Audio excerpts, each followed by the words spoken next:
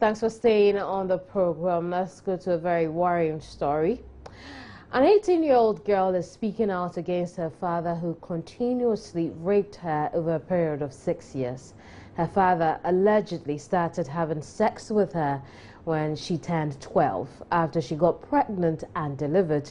The man compelled her to use contraceptives so he could continue having sex with his own daughter. A few days ago, she decided to break her silence and she spoke with Joy News's Beatrice Edu. Beatrice is here with me. We'll hear, all of the story. So for the girl, it seemed to have taken quite a while for her to speak out. When you spoke with her, did she tell you why it took so long?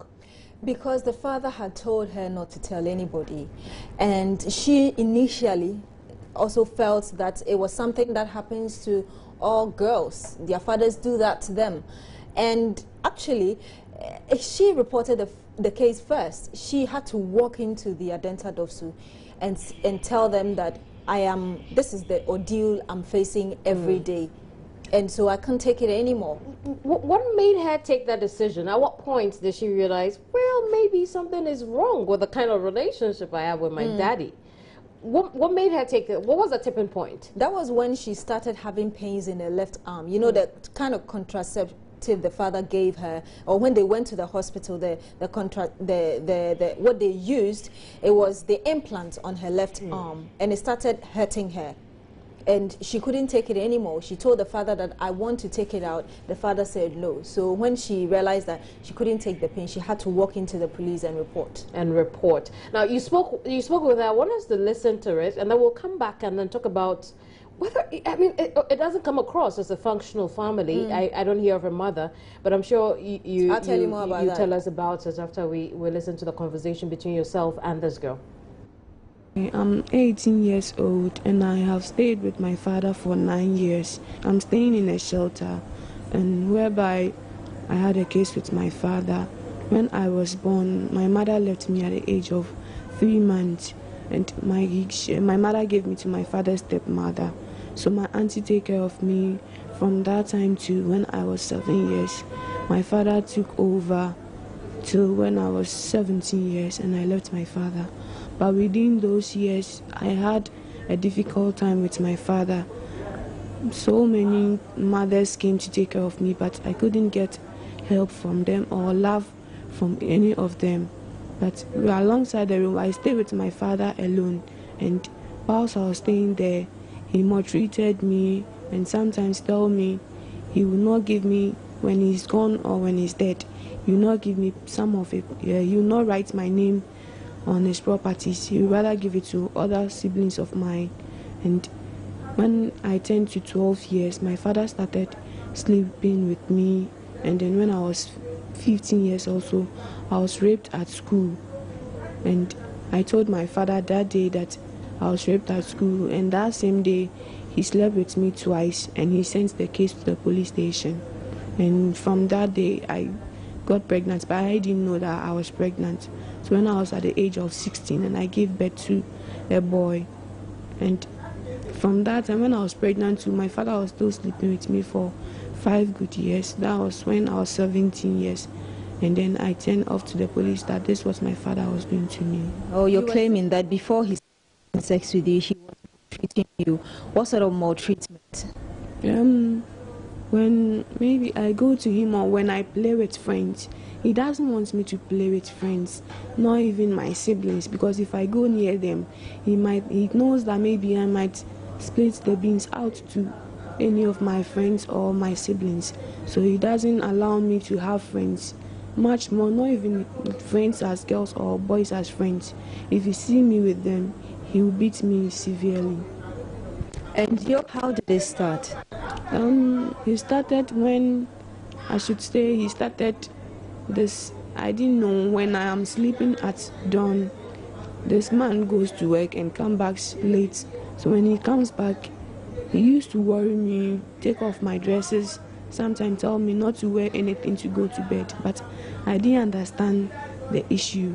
So sometimes he worries me with these things, sometimes shows the pornographic movies for me, but I didn't like the movie I'd rather take the phone and throw it somewhere, but he'll beat me if I do anything like that. He was showing the porn movies on his phone for you to watch. Either he'll show it on the phone or on the television. He used the deck to show those movies for me, but I didn't like it. So the first day he had sex with you, what did he do?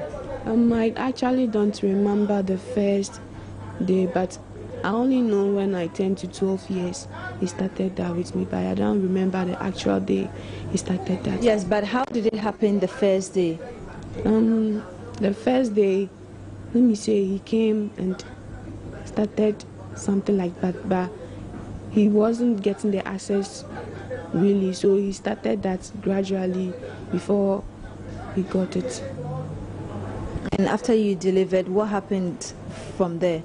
He was still doing the same thing. When I got pregnant, he wanted me to go and abort it, but where we went to do the abortion, the doctor was saying that the tools that he has to do that were not good enough because the pregnancy was much older than his tools for him to do that. So then it stopped, and my prayers was also that he shouldn't do such a thing because I've never done it. Yeah, I had family planning. That was, I think, I took it off last 2 months, and I had it 1 year. It was 1 year last year, December 18th. I did that. He told me to go and let's go so that he will do it for me so that I'll be protected while not to get pregnant again. Now, this is a completely messy, very messy situation, Beatrice. Yeah. Where is the father now? He's working a free man. She reported the case, so why is he a free man? Well, what I've been told by my sources is that when the girl reported the case, they took her out of the father's home, gave her a shelter, so she's currently in a shelter. The case went to the Cocoa Affairs Court, ran for some weeks, and the man has been working a free man. They don't know what has happened to the case. Interestingly, my sources are not at Adenta Dovsu where this case was reported, so I went to Adenta Dovsu to inquire why the man was working a free man. And I met 2 women. They told me, well, they didn't investigate the case. There was a man who did. That man has been sent on a peace mission out of the country. I asked, did he hand over the case to anybody? They said they didn't know. If I wanted more information, I should go to Cocoa Affairs Court and get the police prosecutor. I think it gets disgusting by the minute, especially when you think about the fact that, look, this girl, like you were telling me earlier, wants justice. She wants something done to her father. And she's actually angry. Later in our subsequent bulletins, you get to hear her talk about the fact that she felt she didn't want anything bad to happen to the father. But now she's realized that the father did her harm, and she wants her jailed. And it tells how she feels about her father. She's equally disgusted by what her father has done to her. And I don't know, where is the mother? Unfortunately, I think like you heard her, or you saw her tell me, the mother gave her out when she was just 3 months. And so she's never met the mother. She doesn't know the mother's family. So when she gave her out at that tender age, the father, obviously a man, can't take care of a child who is 3 months. So he handed her over to his family member, a woman, who took care of her until she turned 7 and then sent her back to him. So she started living with her dad at the age of 7. And then at 12 years, he started doing his own thing. And they had a baby, a baby boy. Where's the child now? I'm told, the girl told me that the father's sister or auntie who took her in when she was a toddler has taken the baby and has even refused to let her see the child. So what happens now with this case? Is it just going to be like this? It's interesting.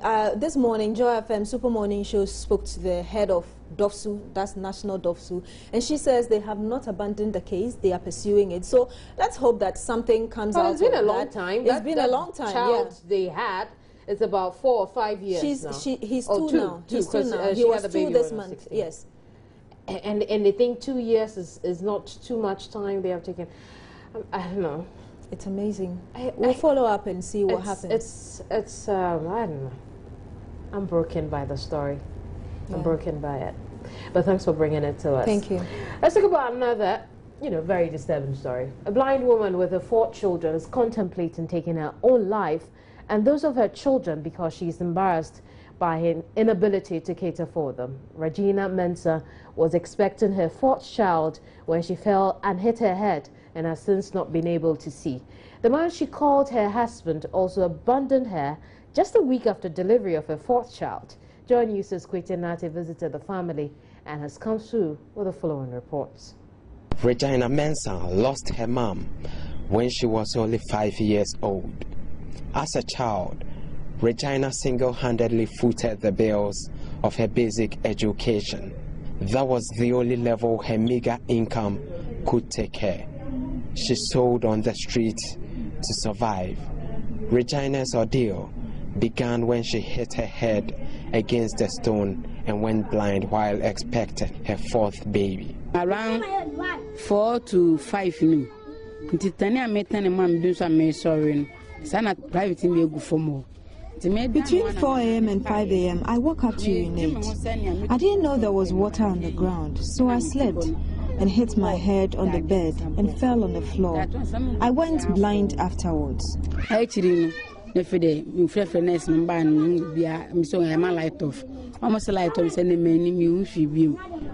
Regina's husband abandoned her when she lost her sight. She walks around only with the help of her 9-year-old son. Now blind, it's difficult for Regina to resume her old business of selling sachet water in the day and hawking fried yams in the night. And it's a burden her little children cannot carry. Regina says having to rely on friends to feed her new baby saddens her. But if I say mean to me fight it and my baby, I'm smoking a baby. I'm unable to work because I can't see. I cannot fulfill my responsibility as a parent. My husband abandoned me just a week after delivery. Because of my condition, I have been advised not to breastfeed her. I rely on friends to feed the baby, but that help is not enough. Regina's plight was first reported by Adum News when her landlady threatened to evict her. Being unable to pay the rent, she is now homeless. Filled with grief and frustration, Regina says she's now contemplating ending her life and those of her children because she's helpless. I could not pay the rent, and the landlady was threatening to throw us out. So I sent my son to buy poison so I could take our lives. I could no longer handle the frustration. The wish of Regina's 9-year-old son is an opportunity for her mom to see again so she could work to pay his school fees. I'm a school dropout because of my mother's condition. I wish she could see so I can return to class. And that's a prayer they are looking up to God to answer. Reporting for Joy News, Kwete Nate, Teshi. Well, away from that, the New Patriotic Party's Director of Elections has downplayed suggestions the recent chaos that characterized its parliamentary primaries. There are 13 more constituencies left for the party to wrap up the primaries after those held over the weekend. Martin Ajay Kosa says the NPP is on the verge of making history by unseating the ruling National Democratic Congress, and every member of the party wants to be part of that epic movement or moment, hence the struggle to win primaries. I think this is, you see, you also get into a state of exaggeration. It's a chaos. When you talk as though it's something that, you started this interview with me on the success of our activities so far. And I think it's important that... You're looking at the other side of it. The other side, but you cannot use an incident or two, okay, to discredit an entire process concerning over 260 constituencies. No, I'm talking about yesterday. I do, but I'm saying that don't overblow yesterday's incident to want to discredit what you've done. I mean, it's a human institution. You cannot have it all smooth without minuses. Some amount of room should be expected, okay, with regards to that. In any case, how do you want to do an election in our party in its current state, where people are highly enthusiastic, people want to be part of that journey to make history of removing this incompetent government, and so everybody feels that, look, they must take their claim. The stakes are high, the level of enthusiasm is high, competition is at its highest. You definitely should accept some of these things. Unless ours is a dead party, then one will not have such contentions and disagreements. But we have a living party, a strong party, a party that is poised to unseat this incompetent bunch of people. And so yes, that process of selecting people may get heated and there may be disagreements. I do not find that strange at all. Then it means your party is not attractive. If it's attractive, if it's strong, if people are enthusiastic, if hopes are high, if people want to be part of the history, yes, you would have some of these things. It happens in every environment. What is important is that how we deal with it. Meanwhile, the chairman of the Committee of Elders, who doubles as chairman of elections in the Korle-Klottey constituency, blames the general secretary of the party for the case. You are right. What we are saying is right perfection. And we are in chaos. We are saying it. We are going to solve our problems. It will be solved. How long would it take? Because it's been on and on and on. You've been in the news for the wrong reasons. And how long would it take you to fix this problem? Sometimes it takes some time. And the turnaround comes, and it comes immediately. I have every confidence that God will work for us. As I speak, I know some of these people will hear me speak. And I've been praying for each member or each one in a position in the national affairs of the NPP. So it will happen. It will happen. Okay. Now let's look at the Korle-Klottey constituency yesterday. There was a meeting that election should go on the 8th of August. Then on Friday, communication came from the General Secretary that they should go ahead and vote on the 2nd. Then Philip Addison and Nia J said, no, we are not going to take part in this whole thing, and that it's been cooked to favor Ni Noi Noti. As an elder, what's your take on that? Well, I was at this meeting on Friday, right? And then a decision was taken that the election should be on the 8th, which is Saturday coming. I traveled immediately after the meeting. I traveled.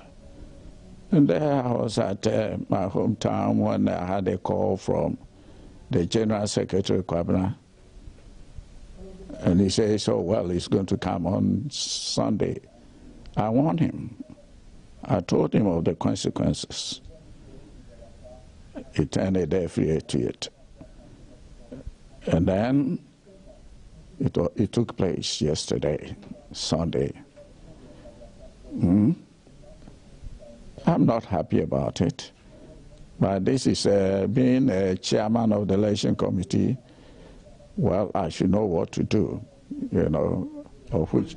Would you then say that your decision, it was gross disrespect to your office as the head of elections? Well, the General Secretary says he has the powers.